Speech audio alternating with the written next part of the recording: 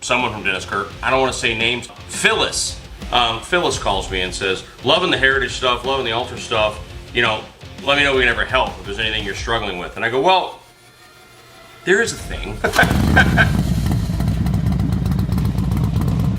Got an amazing thing to do to the heritage. So this is gonna be a long story. So we have to do this video in sections, but let's talk about the new pipes for the Vikla Softail Heritage. You guys know that I did a video about my Cobra 2-in-1 turnout on my 21 Ultra. I bought that at Dennis Kirk, and I just said, you know, it's a great price because I think the thing retails for was into the low four figures, over $1,000, and I think I got it for less than four figures, and I was like, well, that was a good price. And shared that, and actually Dennis Kirk, someone from Dennis Kirk, actually commented and then subscribed to the channel, and I had a fangirl moment. So I just thought that was really cool. And I got an email a few days later from my new pal, I don't want to say names because people then call the companies asking for them, Phyllis. So my friend Phyllis at Dennis Kirk, and we started talking about bikes, and it was a great conversation because he writes an older Softail Pre-O2 sensor. We talked about tuning, etc. And that's what planted the seed from like, you know, I need to retune my heritage. So we got off the phone, and then I bought a bunch of stuff from them since then. I bought my FP3 there. I bought my Mustang seat, my big fatty Mustang seat for actually riding my heritage, and the back seat. I think the back seat came from there too. And you know, it's just been, you know, it's just been a great news source for parts because the prices are good. I get it in 2 days, and I'm a fan of Dennis Kirk. But anyway, so he calls me not that long ago, Phyllis. Phyllis is a man, by the way.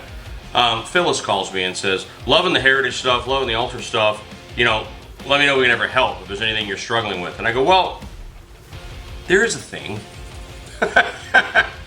He was like, so what are you after? I'm like, well, it's a Vikla West Coast style Softail. It needs fishtails. So, but right now it has long shots on it.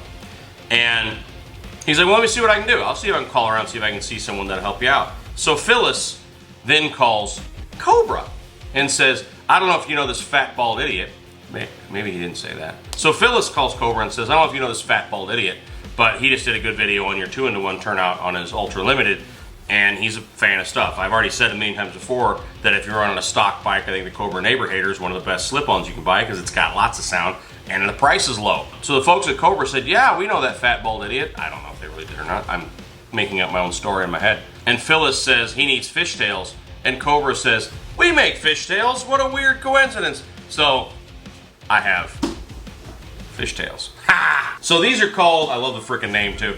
They're called the Bad Hombre. If you want to know the part number, that's a 2014 Twin Cam 103 Heritage. Part number, model number 6989. But these are for a 12 to a 17 Softail. So there's a story of it, how this came about, and I'm just incredibly freaking appreciative to Dennis Kirk and Cobra both to on my behalf go, yeah, man, we know that buying a lot of parts to make a lot of content is not a good business model, because if you saw how much money these videos make versus what it costs for the parts that you put on to make the video, it's not a good business plan. But so anyway, so I'm really appreciative to Dennis Kirk and Cobra for flipping these pipes to me, because that's cool. That's really cool. I've already seen the pictures. They look badass. I've heard the sound bites. They sound good. All fishtails sound good. They got a nice crack to them.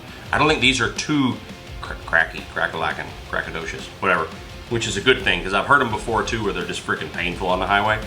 I know that from experience. I used to run 1.75 inch no-name long fishtails on my 95 Nostalgia FLSTM, what was called the Moo Glide. The 95 wasn't a Moo Glide, that's a whole other thing.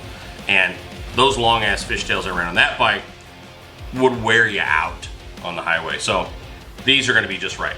So let's shut this down, move things around, do a proper sort of unboxing, and we'll show you what's in there. And then next phase will be putting them on, and then when the wifey gets home... Sorry, could you say that again? My apologies. Shut up! Howdy y'all, this is the Professional Monkey. Check the description for a link to my channel where you can watch the rest of this whole video as well as other really stupid things that I've done.